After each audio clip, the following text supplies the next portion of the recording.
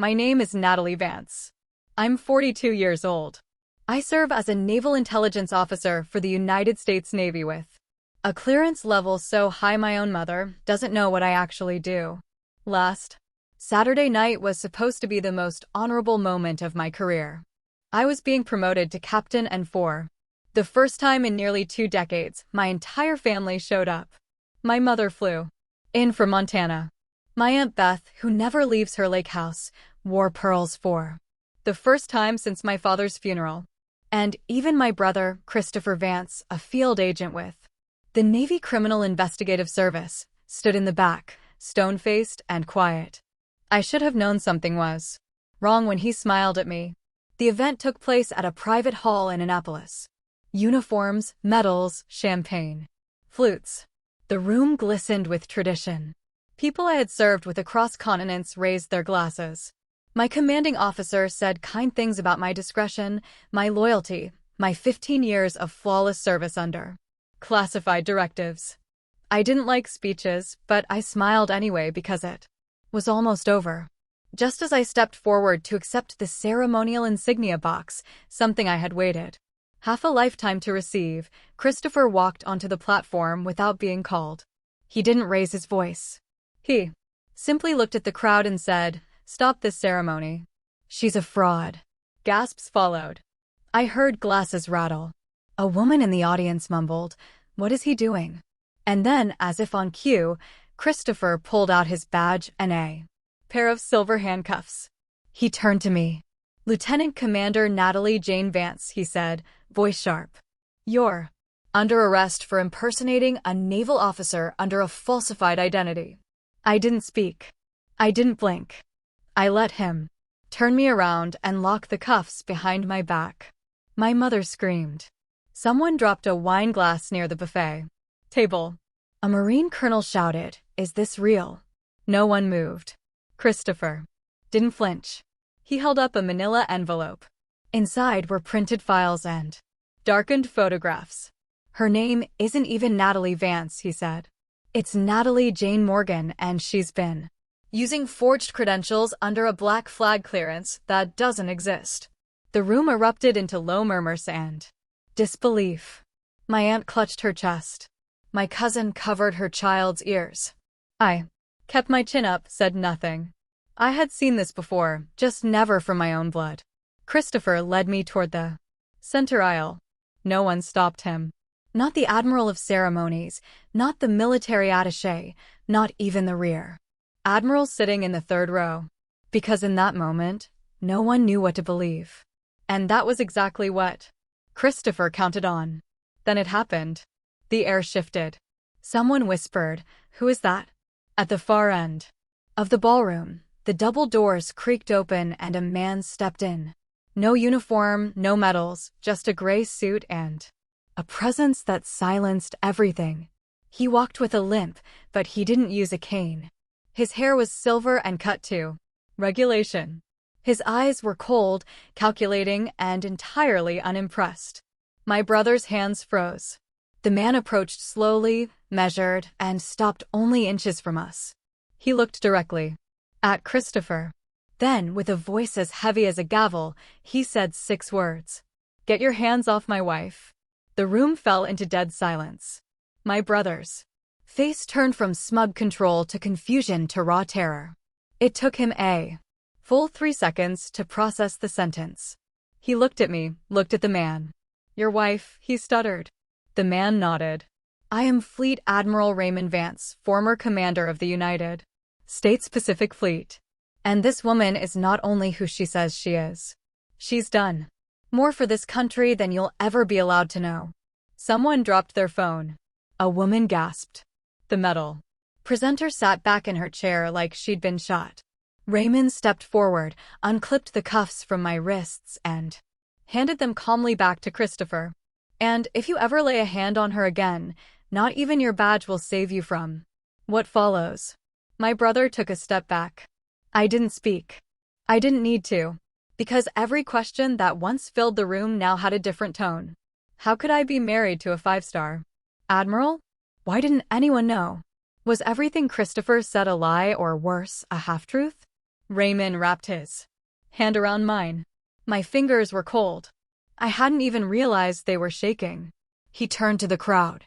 Ladies and gentlemen, if this ceremony is over, then I suggest we begin the hearing. He led me out. No more words were spoken. But as I walked past the rows of friends, family, and decorated strangers, I realized something more dangerous than betrayal had taken place. Someone had used truth as a weapon. And now it was my turn to decide if I'd use silence as my armor. Because the people in that room, they weren't just witnesses. They were the first to ever see the real me. And they had no idea what that would cost. They used to say I was born in Christopher's shadow. Even the photos proved it. In every family picture, he was in the center, chin up. Uniform ironed, medals earned from high school ROC programs. I was the blur on the side, the one with scraped knees, a book in my hands, and eyes that never looked into the lens. Growing up in a military family meant expectations came standard. Order, excellence, discipline. But in our house, they all came prepackaged with one unspoken rule. Be like Christopher. My mother never said it with malice. She would fold laundry and casually say, "Your brother always cleaned his boots before inspection." Or, Christopher's drill sergeant said he had command potential. Or, the one I heard most often. Maybe if you smiled more, people wouldn't think you're so distant. Distant. That was her polite way of saying strange. But I wasn't strange. I was just quiet. I noticed things. I asked questions. I listened more than I spoke. I had a gift for patterns, numbers, strategies, codes. When other kids were playing kickball, I was studying military flight formations and trying to solve encrypted puzzles from Dad's old training manuals. But in a world that worshipped charisma and noise, silence was often mistaken for weakness. Christopher, he was textbook perfection, quarterback, honor student, prom king. He even volunteered to help fold flags at veterans' funerals. By age 16, he had already declared he'd become a Navy officer and make the family proud. By 17, he was accepted into the Naval Academy. At dinner tables, he led conversations. I washed dishes. At church, people shook his hand. I stood behind my mother. He was the one who would go far. I was the daughter who read too much. I remember once in 8th grade, I broke a state math record. I brought home the certificate, beaming for the first time in weeks. My mother looked up, nodded, and said, "That's nice, sweetie. Did you hear? Christopher made captain of the debate team, and that was that." It wasn't that I hated him. I didn't. But somewhere between childhood and adolescence, admiration had curdled into something colder. He started talking down to me. When I'd mention a new tactic I read in a counterinsurgency manual, he'd smirk. Reading about war and living it aren't the same, Natalie. At 16, he caught me practicing rifle assembly in the garage. He shook his head and laughed. "Leave that to people who actually pass the physical." I said nothing. I always said nothing because I had already learned arguing with Christopher was like punching a mirror. All it did was leave you with shards of yourself. My father passed away before I turned 18. Lung cancer. Decades of service couldn't protect him from what the war left behind. At his funeral, Christopher delivered a flawless eulogy. I stood beside the casket and didn't shed a tear. Not because I wasn't grieving, but because the grief had nowhere to go. Afterward, I found my mother sitting alone.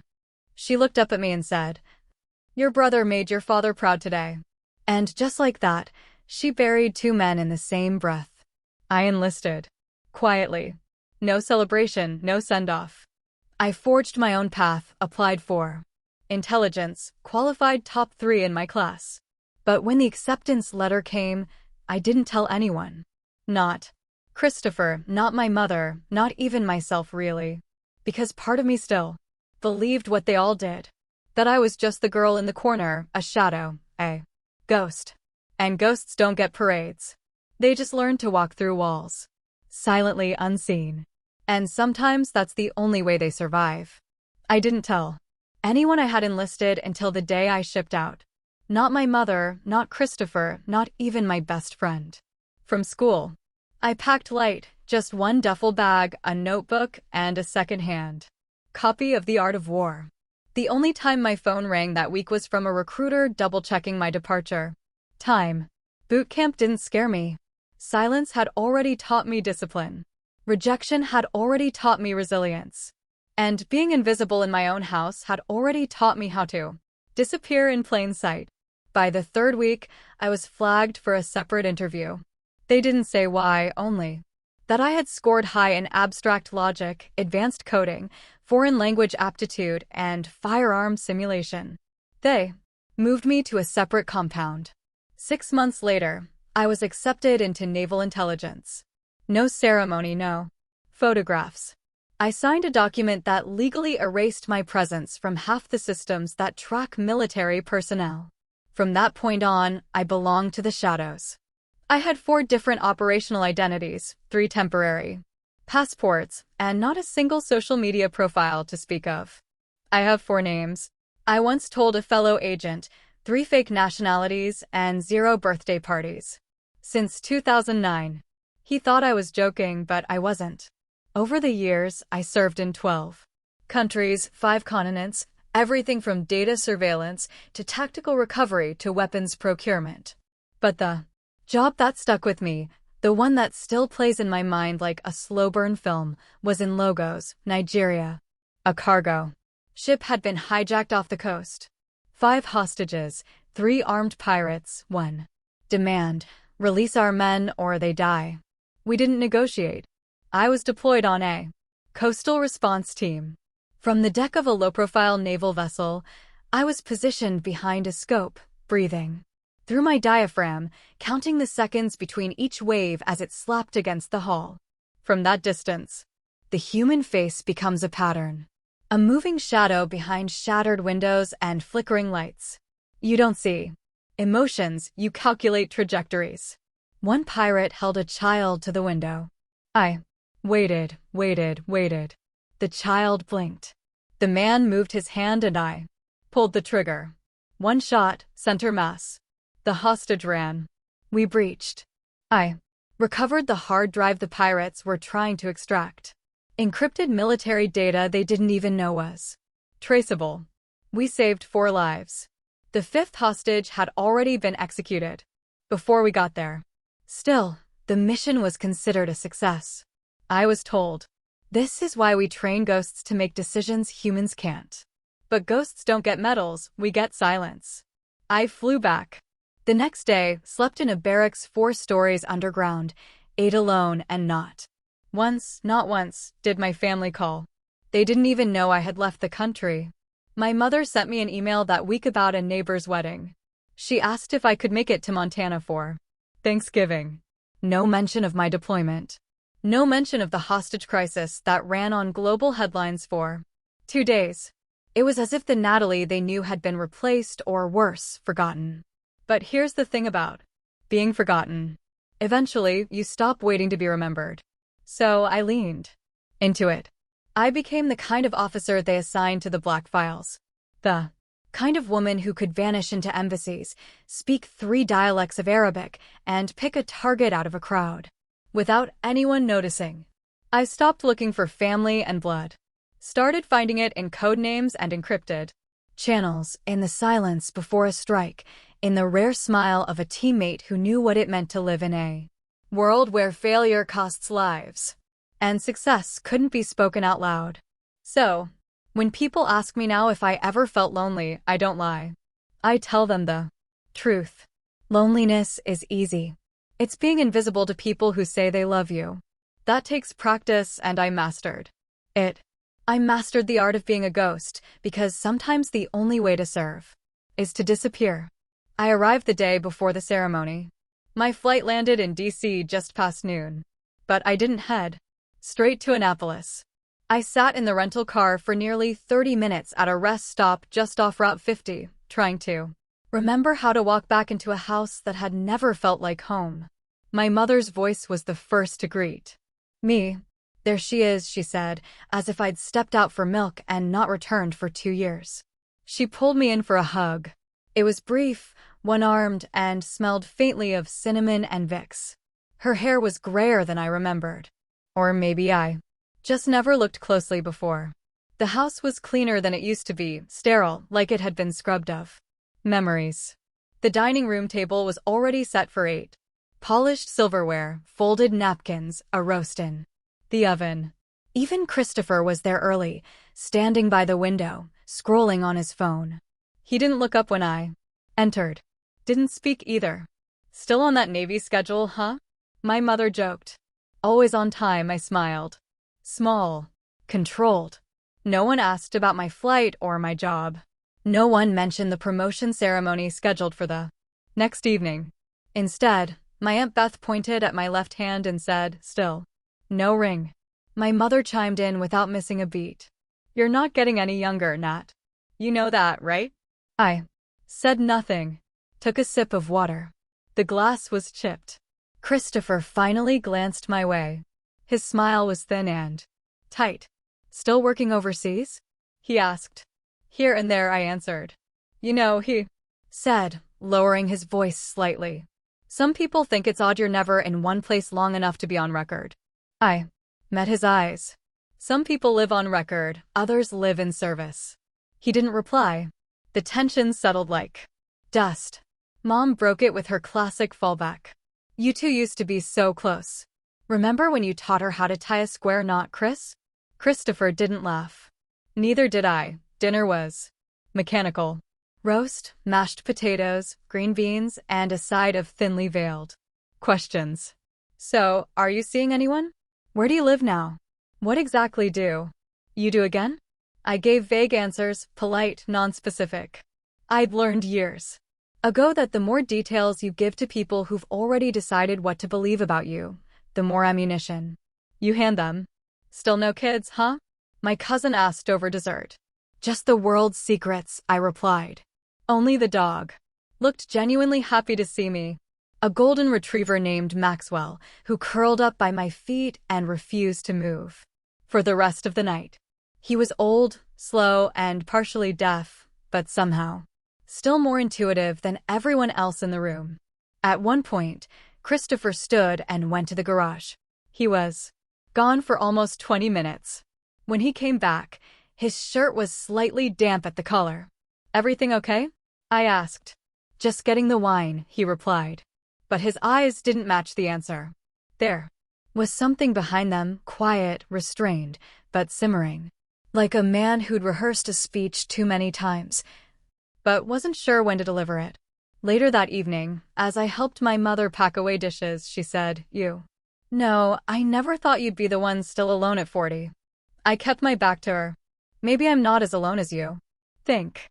She sighed. You always were good at keeping secrets. It's not a compliment, Nat. I wanted to tell her that the man I married knew me in ways no one else ever had, that his absence was by design, that protecting meant staying invisible. But I didn't. Because in that house, truth was just another foreign language. That night, as I lay in the old guest room, same quilt, same peeling posters on the wall, I stared at the ceiling and thought, there's something off. He knows something. He's planning something.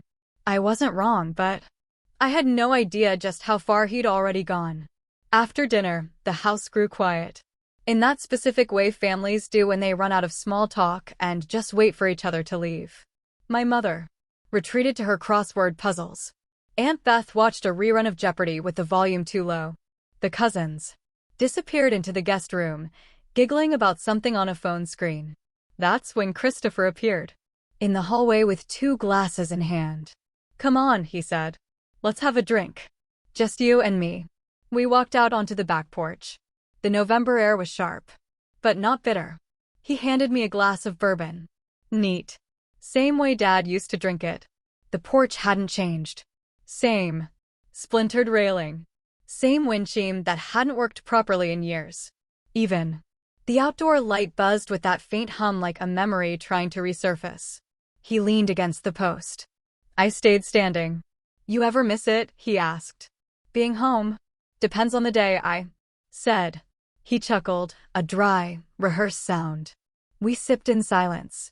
Then, with that same too casual tone he used to use when he caught me sneaking cookies at night, he said, "You know, I've been meaning to ask you something." I didn't answer. I knew that tone too well. "Is it true," he continued, "what they say about you that you've been deployed to conflict zones?" I raised an eyebrow. "You mean have I ever been to a war zone?" He nodded. "Yeah, I mean the official story is always so vague. You never post anything, never write, never call. Sometimes it feels like you don't even exist." I sipped the bourbon slowly. "Maybe that's the point," I said. He smirked, but there was no humor behind it.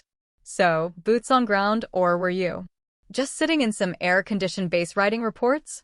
I didn't blink, didn't flinch, just looked at him. Silence. He waited for an answer that never came. I had learned long ago that when someone asks a question that isn't really a question, it's a challenge. The best answer is none at all. Christopher took another sip, then stared out into the darkness. "You know," he said, "I've seen a lot in my work. Fraud cases, stolen valor, forged orders. You'd be surprised how many people fake clearance to get ahead." He didn't look at me when he said it. Didn't have to. I set my glass down on the porch rail. "Good night, Chris," I said, and walked back inside. I didn't turn to see if he watched me go. Later that night, as the house creaked into sleep, Christopher stood in the garage. He kept the lights off.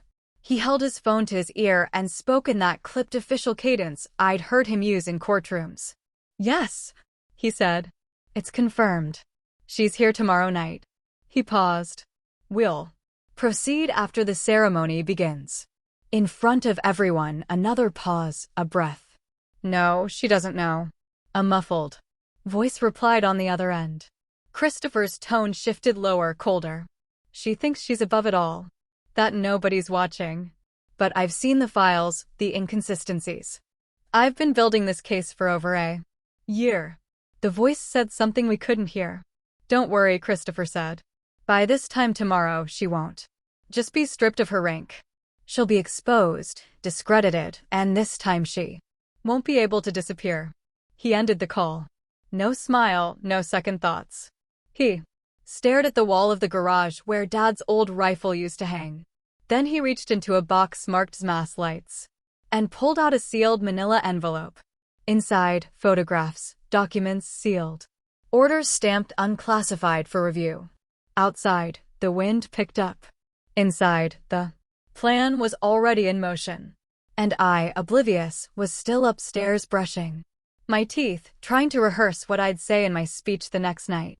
The speech I never got to finish because the man in the garage wasn't just my brother anymore. He was my accuser, and I was already on trial.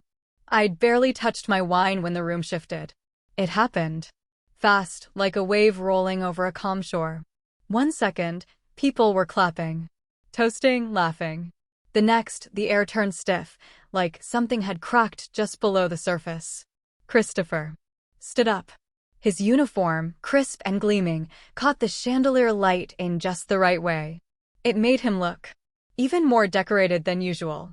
He stepped to the center of the banquet hall and cleared his throat.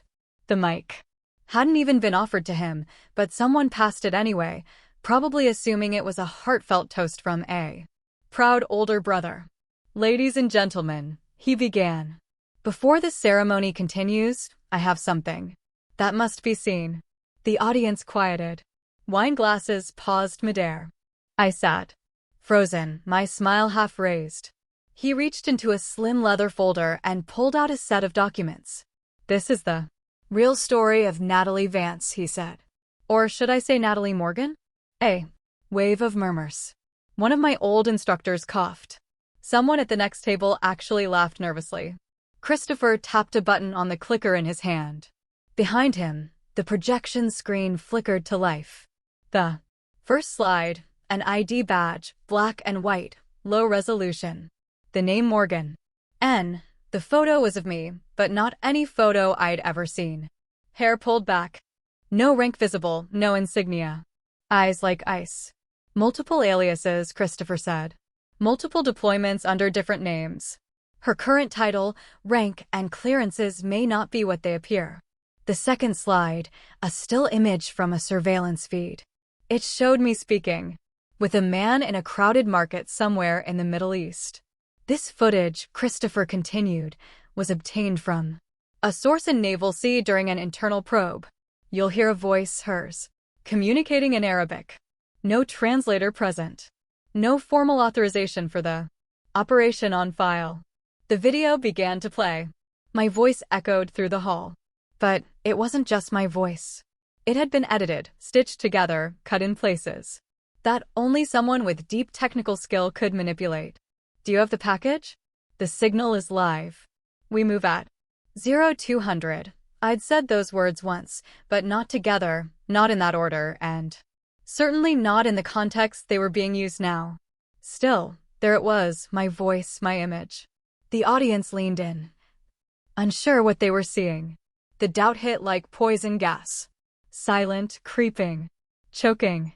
Someone whispered, "Is she a spy?" Another murmured, "Was any of it real?" The third slide flashed. A page from a deployment log, heavily redacted.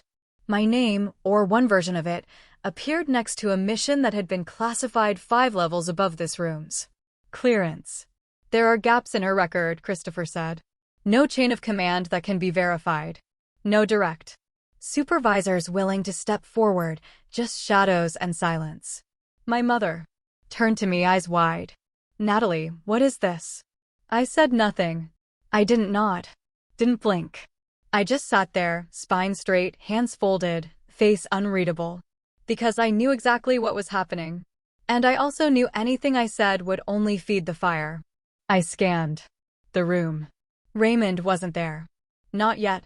Christopher took a step closer to my table. He held up a final page, bold letters across the top. Request for investigation. Security breach suspected. "I've submitted this to the Pentagon," he said. "Tonight is not just a celebration. It's a reckoning." A gasp, then silence. You could hear a spoon hit a plate in the far corner. So he asked me directly, "Do you deny it?" Still, I said nothing.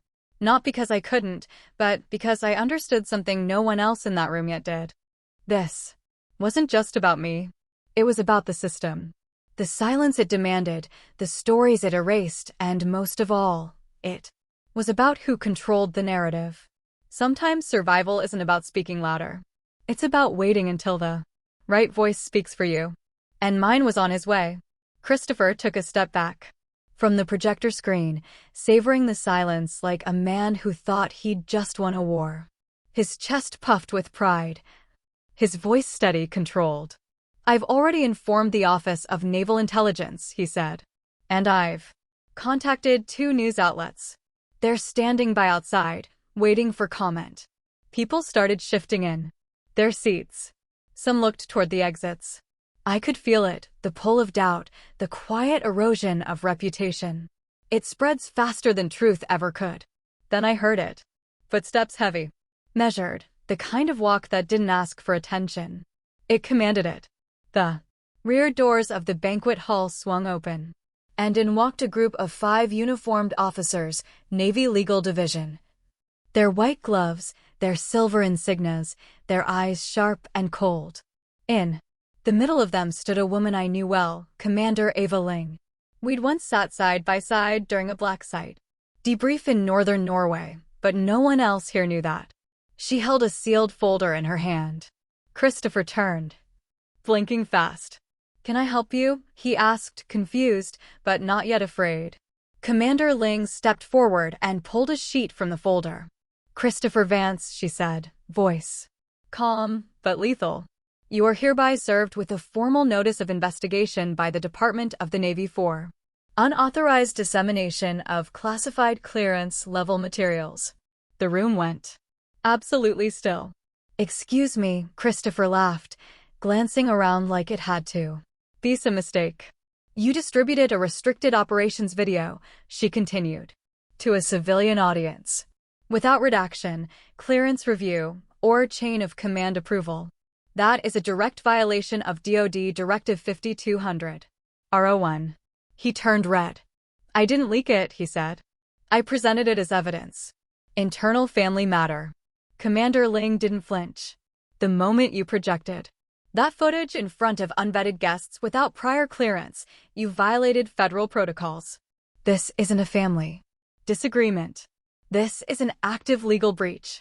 Another officer stepped forward and handed him a second document. This one with multiple stamps, signatures, and one unmistakable heading. Notice of investigation. Navy Intelligence Oversight Board. Christopher looked down at it like it was written in a language. He didn't speak. You can't do this, he said. I'm the one exposing fraud here. She's the one with multiple identities. Commander Ling raised an eyebrow. And all of her identities, she said slowly, are protected under Tier 1 classified operations validated by a joint agreement between Naval Intelligence and the Office of Counter-Intelligence Operations. You, however, acted alone. A stunned gasp ran through the crowd. He turned toward our mother. Mom, you saw the video, right?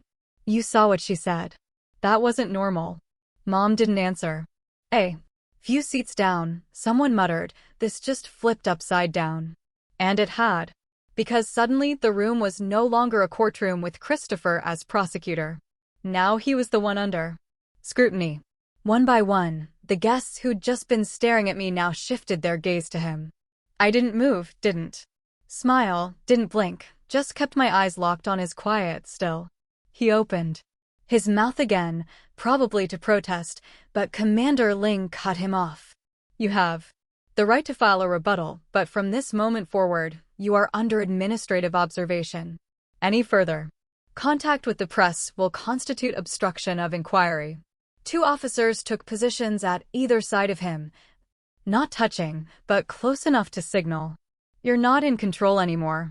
He stared at me across the room, and for the first time in his life, he looked small, cornered, and afraid. I slowly stood, still didn't speak, but in that moment, I could see it in his face. He realized the game he'd started was much bigger than he ever understood. Because what he tried to weaponize against me, clearance, secrecy, silence, wasn't just my burden. It was my armor. And he had just punched it with bare hands. The moment Commander Ling and her officers exited, the noise started. Not from the Navy, from the family. Chairs scraped. Silverware clinked. Voices rose like smoke. First quiet, then desperate. I was still standing when my mother approached. Her eyes red, her lipstick faded, her hands wringing the napkin like it could give her answers. Natalie, she whispered, voice shaking. Just tell me the truth, please. I stayed silent, waiting. Are you really who you say you are? Or was your brother right? All those years, all those gaps, were they lies? Her words didn't sting like they should have. They landed more like a bruise you expected. She stepped back, wiping her cheek.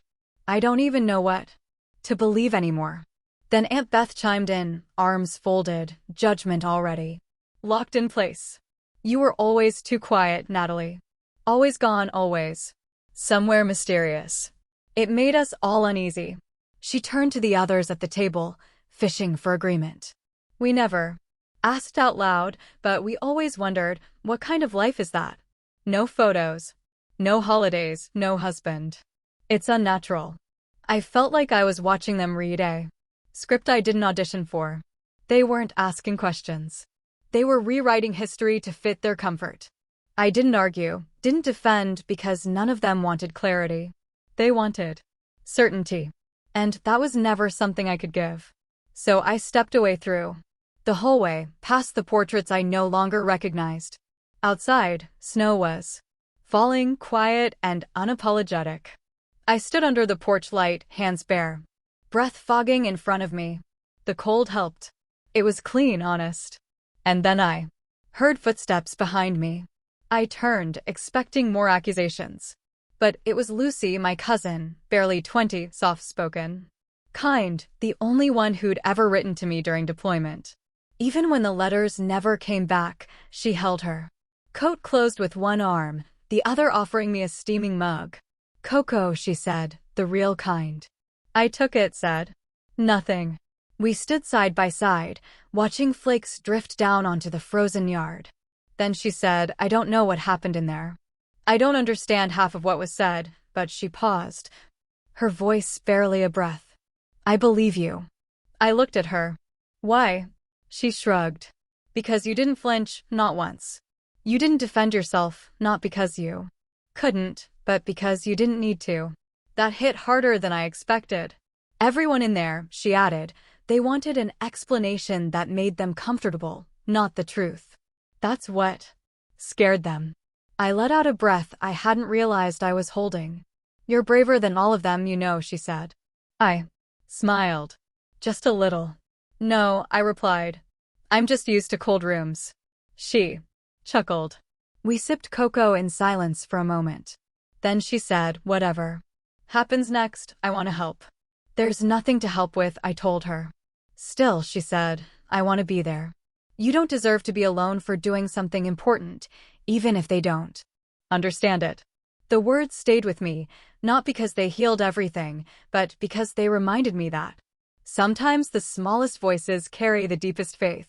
Inside the house, my mother was still crying. My aunt was still whispering. Christopher was likely stewing in a locked office, replaying everything he'd lost. But out here, there was just snow and cocoa. And a girl who still believed in me, even when the rest of my blood did not. Sometimes, family isn't who shares your name, it's who shares your silence and still chooses to stay. The snow followed us as we drove. Raymond hadn't said a word since I got in the car. His hands gripped the wheel, not tight, but steady, like he was holding back a storm. The streets of Annapolis were quiet, cold, empty. It wasn't until we passed the old naval bookstore that he finally spoke. You held the line tonight. I didn't respond. Just watch. The streetlights flicker against the windshield. I read the whole file, he continued. Everything Christopher pulled, every clip, every record he tampered with. He took a breath. He didn't even know what he was looking at. He thought it was a scandal. He didn't realize he was walking through a cemetery. That line hit like a shard of ice in my chest. Because he was right. There were 3 names in that file. 3 faces, 3 operatives, and all 3 were dead. Not because of me, but because of a misstep made months ago. A data packet misrouted through an unverified channel.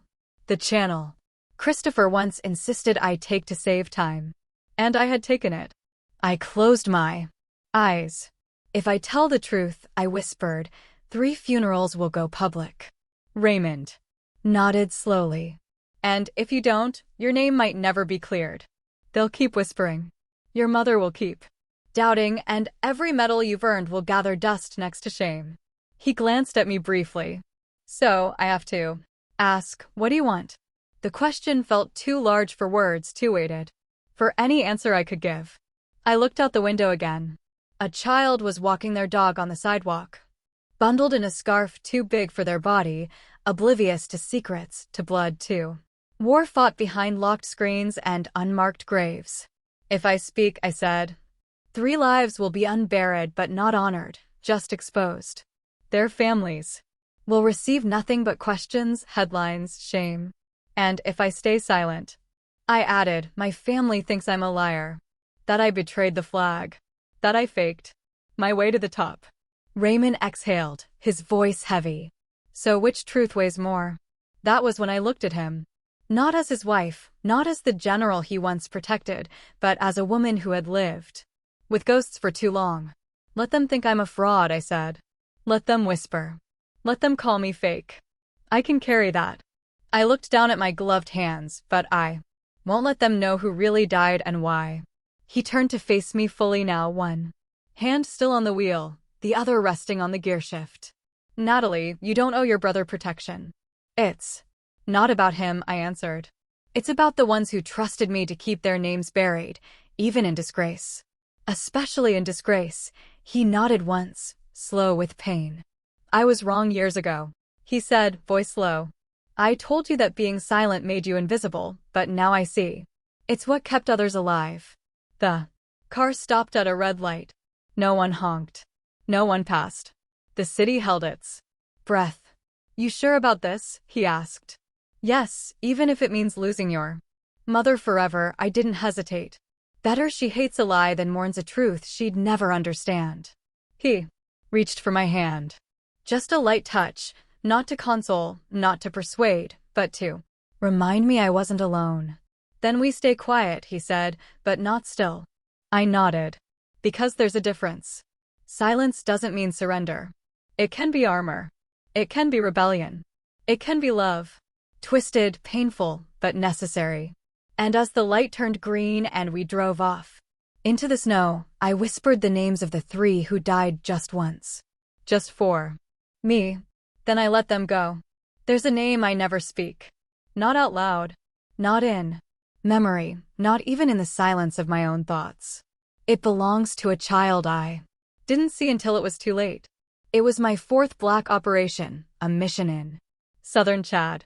The intel was clean, or so we thought. Our objective, extract encrypted data from a rogue satellite terminal used by a warlord, funneling arms across borders.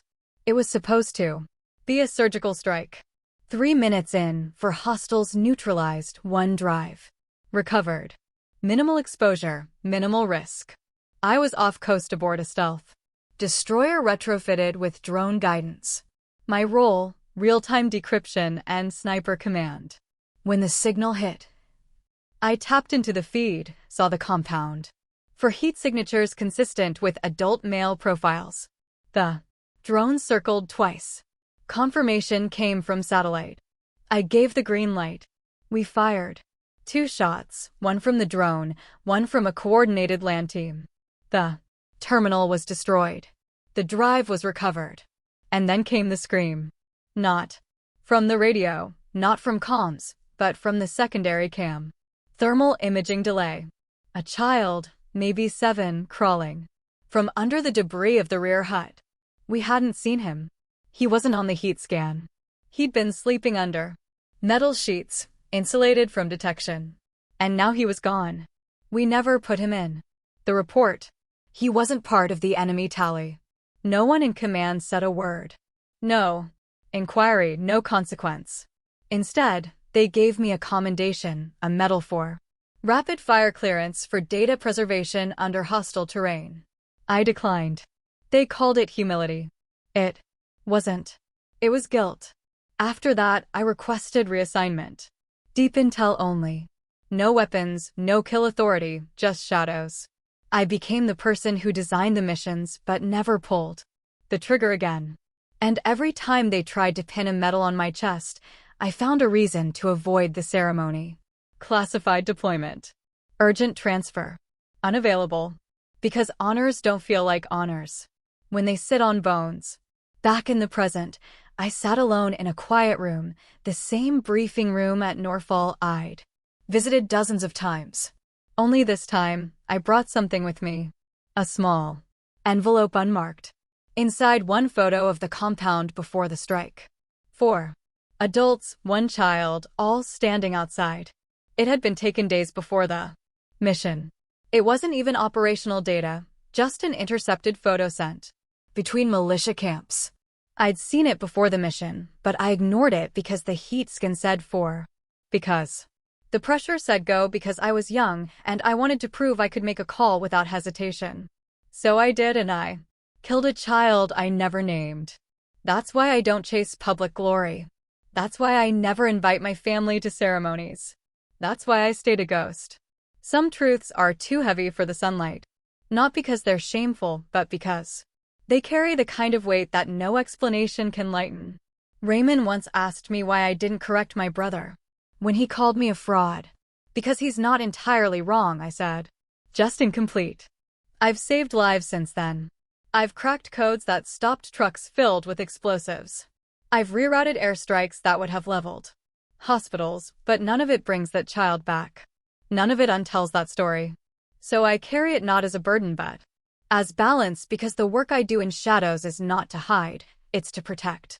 And sometimes protecting truth means burying it so deep no one can ever weaponize it again, especially your own family. It didn't happen in a courtroom made of marble and echo. There were no cameras, no gavel, no jury of peers. It was a military tribunal, private, methodical, and brutal in its restraint. Christopher sat 3 chairs from me, his uniform crisp, his posture still arrogant, but his eyes, they flickered. They always do when he's cornered. The presiding officer, Rear Admiral Skinner, didn't look at him first. He looked at me. Commander Vance, you have the right to remain silent. Are you here to testify or observe? I stood, my voice level. Neither. I'm here to clarify. The room quieted. Clarify what? He asked. I pulled out the file, not thick, just 12 pages, but every page had teeth. Clarify that I'm no longer covering for him. Eyes turned to Christopher. He shifted in his seat, trying to look confused. Offended, innocent, but the weight had already shifted. The folder contained redacted comms logs. Metadata tracing one encrypted satellite line from my base in Djibouti back to a civilian. Registered router in DC. A router registered under Christopher's home address. A router he'd let a freelance contractor access for data caching tests. The contractor was on contract for a logistics company we'd later discover had indirect ties to a shell entity based out of Beirut. 3 Navy SEALs, Maddox, Hartley, and Lynn died in an ambush 2 weeks after that test. They were using compromised codes, and I had carried that for 18 months. Did you accuse him of this when it happened? Skinner asked. No, I said, I buried it. Why? Because if the truth came out then, I answered, we would have lost more than just a name. We would have lost trust. Inside an already fragile operation. And I wasn't sure if it was his fault. Not fully. I looked at Christopher. But I am now, he stood suddenly. Objection. This isn't a courtroom, Skinner interrupted. And you're not a lawyer. Sit, he did slowly. So why come forward? Now? Skinner asked me. I paused, then answered honestly. Because my silence isn't protecting anything anymore, and because he weaponized my record to protect his own. I held his gaze. I didn't come here to destroy him. I came here to stop cleaning up his mess. The tribunal deliberated in the adjacent room for 45 minutes. I sat quietly. Christopher fidgeted, cracking the knuckles of his left hand. He always did that when nervous. When the officers returned, the verdict was read flatly. Lieutenant Commander Christopher Vance is hereby relieved of his current assignment, stripped of classified clearance, and suspended without pay pending formal dishonorable discharge proceedings. No handcuffs, no public shaming, just silence. And silence cuts sharper than steel when pride is all a man has left. As the room emptied, Christopher stayed seated. He didn't look at me, didn't speak until I was almost at the door. You could have stayed quiet. I stopped. I did for 18 months. He turned to me, eyes red, but not from guilt, from rage. You ruined me. I stepped closer, just enough that only he could hear what I said next. No. I let you walk away when I shouldn't have. This isn't revenge, Christopher. It's recoil. He blinked. Recoil? Actions have consequences. Like gravity. You can fight it, delay it, deny it, but it lands eventually. He looked like he wanted to say more, but his mouth just opened and stayed that way. I left him there, not in chains, not in disgrace, just in a truth he couldn't control. And for someone like him, that was the deepest punishment of all. The letter was folded once, cream-colored card. Stock, typed neatly, my signature at the bottom. It sat on the edge of my desk, untouched, until Raymond placed it in my hand again. Are you sure you want to send it? He asked. I looked at the envelope. It wasn't long. Just 6 paragraphs, professionally worded, respectfully delivered. A request for leniency. A plea for my brother's military pension to be partially retained on the grounds of prior honorable service and to spare our mother the final humiliation.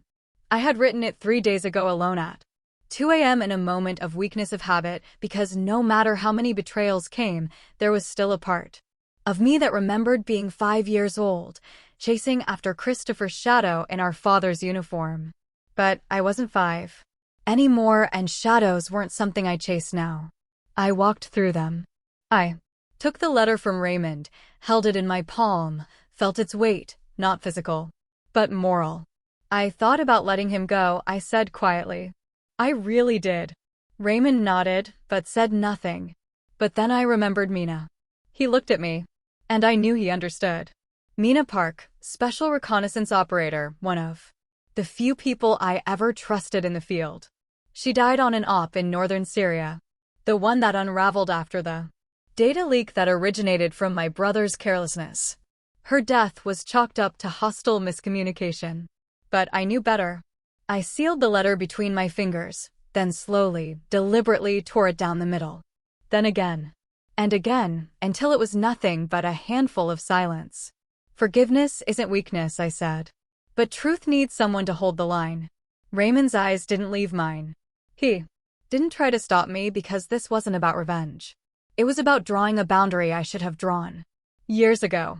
Later that afternoon, I found myself at the small cemetery just outside the Naval Academy grounds. Section 5, Plot 72. There was no crowd, no ceremony, just a name etched into dark stone. LT Mina Park. No family ever claimed her body. She had no living siblings, no listed parents, but she had me. I kneeled, placed a small bouquet of white camellias on the grave. No notes, no ribbons, just the flowers. You deserved more, I whispered. Not just in life, but in memory. I sat there for a while. Long enough for the wind to pick up, to tug my uniform jacket. Long enough for the guilt to rise and settle. Not because I was responsible for Mina's death, but because I had tried to protect the one who was. When I stood, I felt lighter. Not free, but resolved. There would always be a part of me that wondered, what if? What if I had spoken sooner? What if I had forced an investigation back then? But grief doesn't answer to hypotheticals. It only bows to truth. As I walked away from Mina's grave, I didn't look back. She wouldn't have wanted pity. She would have wanted accountability. And I was finally giving her that. The phone rang late, the kind of late that's not an emergency, just hesitation wrapped in awkward timing. I let it ring twice before answering. Hello. The line was quiet for a second, then, are you okay? My mother's voice soft, tentative, like someone knocking on a door they used to own but hadn't visited in years. I didn't answer right away. Because how do you answer that? To the woman who once told you should smile more. No man likes a soldier. To the mother who used to say, why can't you be more like your brother? Now that same brother had publicly tried to ruin me. And she was calling to ask if I was okay. I closed my eyes. Let the silence fill the space, then spoke slowly. I'm teaching now. Teaching what? She asked. I'm helping young women become the version of themselves I used to dream. Someone might believe I already was. Another silence. Not the heavy kind this time, just honest. That's good, she said. That's really good. I could tell. She wanted to say more. Maybe an apology, maybe a justification. But sometimes the best things a parent can do when they're decades late is just show up in the silence. I didn't say goodbye. I just hung up. Some conversations don't need endings. They just need to exist. The next morning, I stood at the edge of the training field on base. Naval Advanced Leadership Initiative, a program I helped design from scratch. The wind bit through my sleeves, the kind of cold that wakes the nerves without numbing the instinct. In front of me, 24 women stood in perfect formation, all mid-20s, all sharpied. All tougher than anyone would guess from a first glance. I stepped forward, boots crunching against the frost-hardened dirt. I won't ask you to be strong, I told them. Because strength doesn't mean the same thing every day. They didn't blink, didn't nod, just listened. Some days it means holding your line. Some days it means letting yourself feel the damn weight before lifting it again. I walked the line slowly, pausing between each woman. This isn't about proving yourself to anyone, least of all your families, your exes, or some stranger in command who still thinks sir sounds better than ma'am. They cracked half a smile at that. It's About learning the art of being underestimated and turning it into a weapon. Behind me, Raymond watched, silently from a distance. He never interfered during my sessions. He said I had a gift for turning pain into precision. I didn't correct him. I just used what I had. As I neared the end of the line, a young cadet with a buzz cut and dark eyes held my gaze. Her name was Santos. She reminded me of myself at 22. Fierce, quiet, calculating. "Why do you still wear black laces, Commander?" she asked. It wasn't in the manual. She wasn't supposed to speak, unless asked. But I answered. Because black laces are what you wear when you bury someone you couldn't save. She nodded once, didn't ask again. She understood. That night, I stood alone on the firing range. The targets reset every 30 seconds. Each shot I took landed dead center, measured, clean, unflinching. The brass casing scattered at my feet like forgotten doubts. I didn't shoot for medals anymore. Didn't shoot for applause. I shot to remind myself that even when the world questions your name, you can still find peace in your aim. Closure doesn't always arrive with clarity. Sometimes it just arrives with quiet. And sometimes silence is the cleanest kind of justice. The bench is old, worn at the edges. Its metal bolts rusted from decades of sea air. But it faces the water, and that's all I ever needed. I sat in plain clothes, gray sweater, bootcut jeans, no medals, no insignia. Just a woman, letting the wind tangle her hair. The harbor below was quiet except for the clink of rigging from the training boats. Young cadets shouting drill calls in the far distance. I used to stand where they were. Now I sit here. A shadow approached from behind. Boots too new, too nervous. I didn't turn until I heard the voice. "Ma'am, are you Commander Vance?" I looked up. A girl, barely 20. Buzzed hair, square shoulders, calluses not yet hardened. Her name tag read Ortega. That depends who's asking. She smiled awkwardly, holding a brown paper bag in both hands. "They told me to bring this to you, and they also said," she hesitated. "They said you once turned down the Navy Cross because accepting it would reveal a mission that could have compromised the lives of your team." I said nothing, just looked at her. Let her fill the silence with whatever myth she had been told. "Is it true?" she asked. I smiled slightly. Not an answer, not a denial either. "The truth is usually lonelier than the story," I said. "But stories keep people going. So maybe that's the better version." She nodded slowly. Didn't ask more. Didn't press. Good instinct. "You ever want to take it back?" she asked after a moment. "The medal?" She nodded. I shook my head. I never wore the uniform for a medal. And I certainly didn't wear it for applause. I paused. I wore it because some people needed to come home and someone had to make sure they could. She stared at me as if trying to memorize my words. But words are slippery when you're young. You don't understand their weight until you've watched one slip through someone's last breath. She offered me the paper bag. "It's from the mess. They said you liked pecan bars." I took it, nodded in thanks, and she turned to leave. But just as she walked away, she asked over her shoulder, "Do you miss it?" I looked back toward the water. Did I? A memory surfaced. One I didn't chase. It came on its own. My first covert op, Northern Yemen. Night drop. Target extraction. High risk. Before boarding, I stood in the empty locker room, stripped of rank, name, and identity. Raymond had given me one last thing before I left. His wedding band. "Wear it if it helps," he said. "Leave it if it doesn't." I held it for a long moment, then took mine off, too.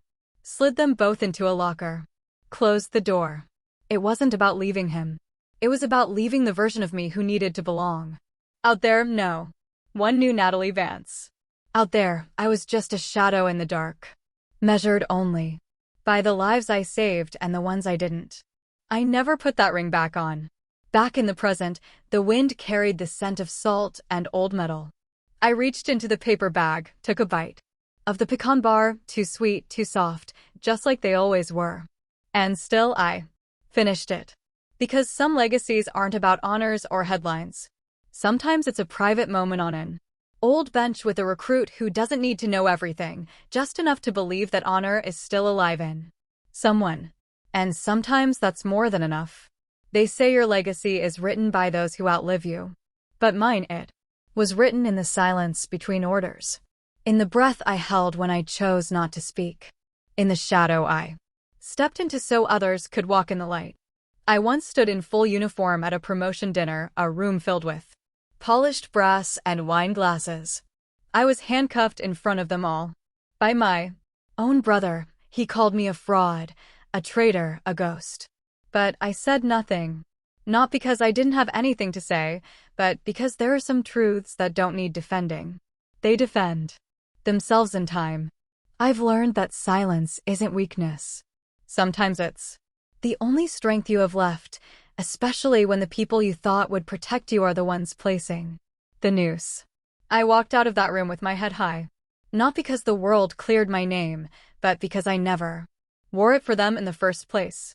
I've been called many things. Commander, sniper, spy, wife. But the name that matters most, teacher.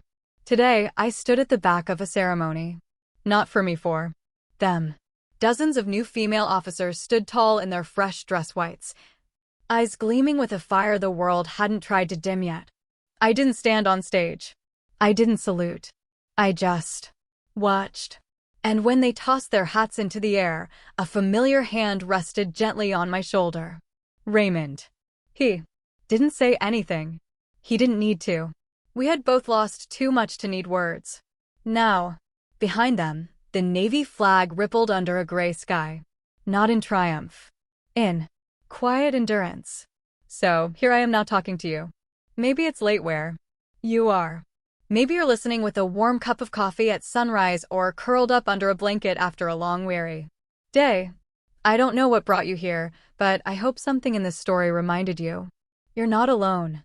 We all carry names we no longer speak, memories we hide in back closets of our hearts, mistakes, sacrifices, and the people we couldn't save. If I could choose again, I'd still let him put those cuffs on me. Because there are victories that aren't meant to be seen, only felt.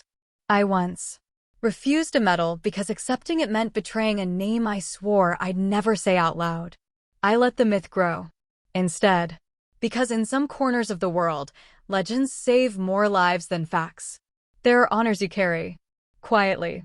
There are truths you bury not to forget but to protect. And sometimes, there are moments when justice doesn't wear a robe or a badge. It wears your silence, your restraint, your choice to let go without letting it break you. I never wore the uniform for them. I wore it for the girl I used to be. The one no one believed in. The one who never got invited to the table but still built her own. And to her I say this, you were never invisible. You were just waiting for the right moment to show up on your own terms. Before we say goodbye, we'd love to know, where are you watching from? Is it a quiet morning with sunlight breaking through your blinds, or a still lonely night where stories like this keep you company? Tell us in the comments. We read every single one with gratitude. And if this story touched your heart, please consider subscribing. Not just to hear more stories like mine, but to be part of something bigger. A space that believes in kindness, healing, second chances, and strength that doesn't need to scream to be felt. Thank you for spending your time here today. Wherever you are, whatever you carry, just know this. Sometimes the miracle you need doesn't knock loudly. It waits quietly until you're ready to open the door.